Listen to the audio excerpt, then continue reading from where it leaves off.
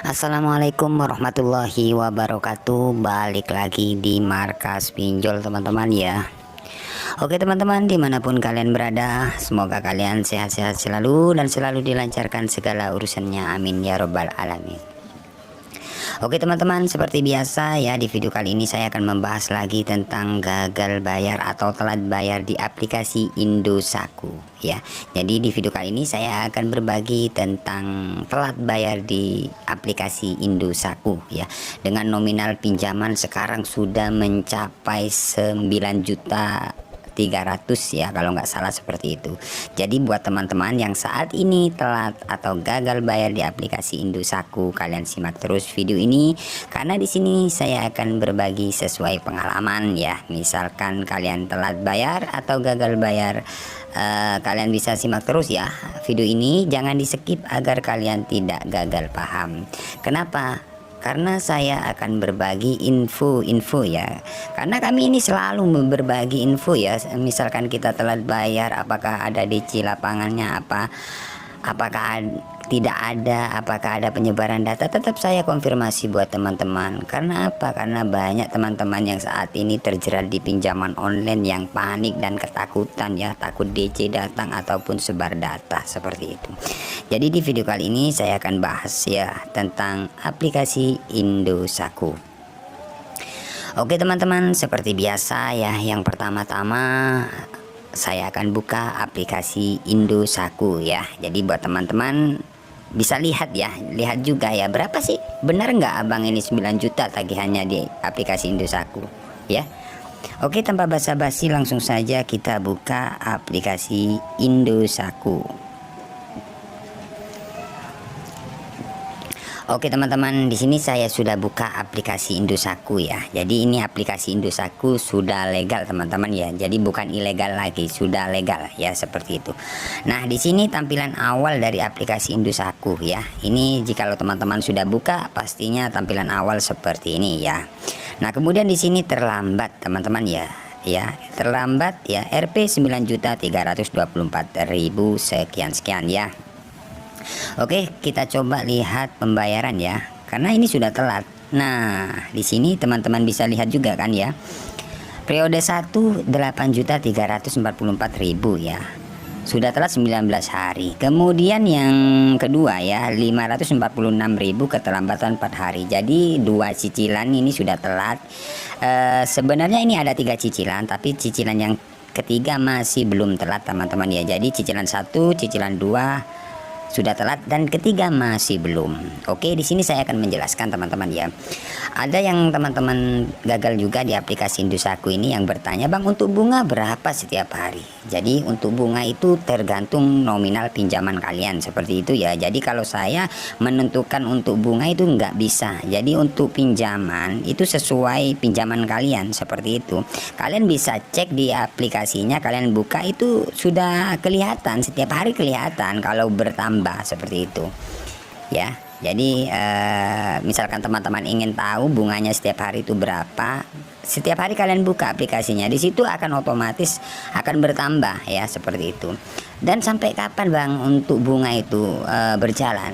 Sampai sepengalaman saya ya, dari teman-teman subscriber juga, itu biasanya 3 bulan. Kalau sudah 3 bulan itu sudah tidak bertambah atau sudah berhenti seperti itu teman-teman ya.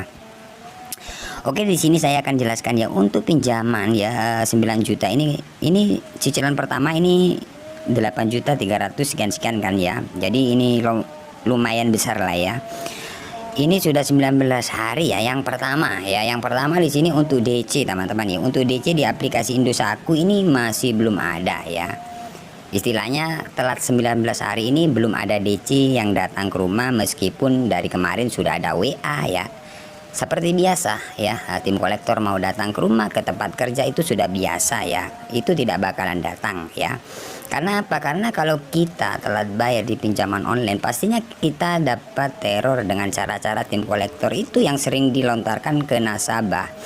Ya, jadi banyak teman-teman yang telat dan ketakutan karena sudah dapat WA bahwasanya tim kolektor mau datang ke rumah. Itu tidak bakalan datang teman-teman ya. Jadi saya cuma menginformasikan saja, misalkan kalian telat bayar di Indosatku ya, itu tidak bakalan datang. Misalkan kalian sudah ada foto atau video dikirim minta Sherlock atau posisi di mana, itu tidak bakalan datang ya.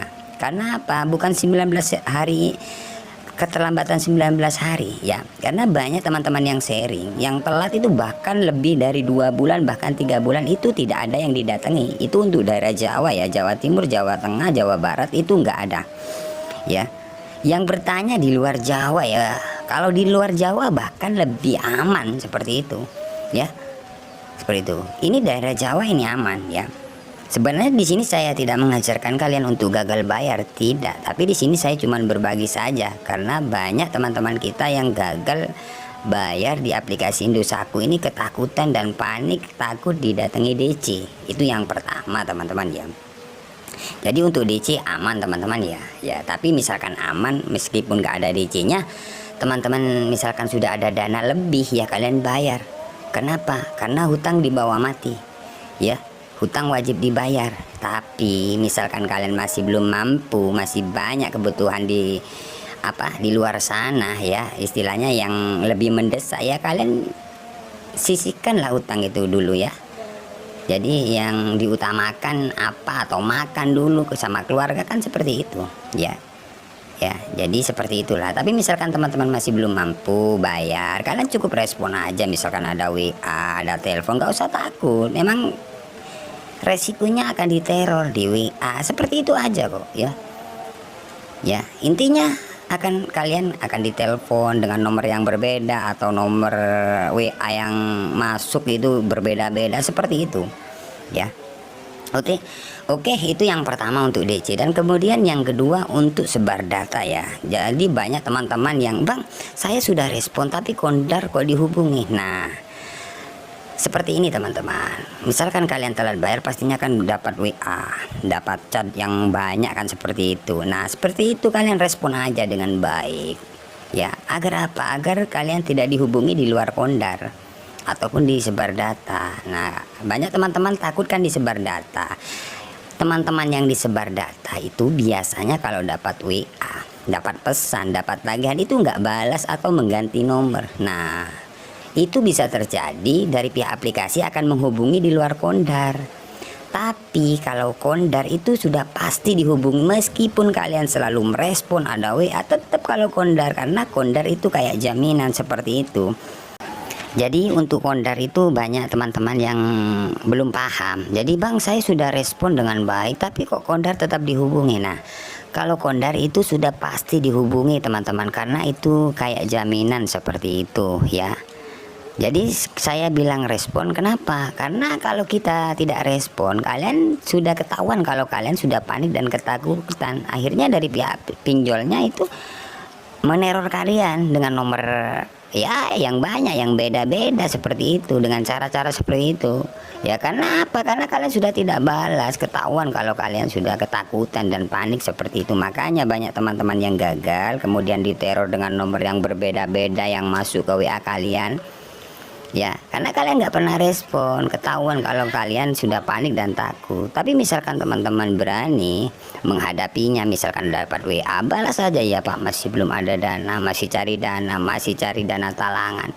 Memang kalau kita telat bayar di pinjaman online itu, meskipun kita balas, dari pihak pinjolnya tidak mau tahu alasan apapun. Tapi memang seperti itulah resikonya teman-teman ya. Seperti itu. Jadi respon aja dengan baik agar tidak ada menghubungi di luar kondar ataupun sebar data, seperti itu. Itu sesuai pengalaman ya. Jadi misalkan teman-teman nggak mau respon ataupun saya panik ganti nomor aja, terserah kalian. Di sini saya cuman berbagi ya, berbagi tentang gagal bayar pinjaman online, karena banyak saudara-saudara kita atau teman-teman kita yang terjerat di pinjaman online, baik itu ilegal maupun legal, yang kepanikan. Karena setiap hari tuh banyak yang sharing sama saya, Bang, bagaimana cara mengatasinya?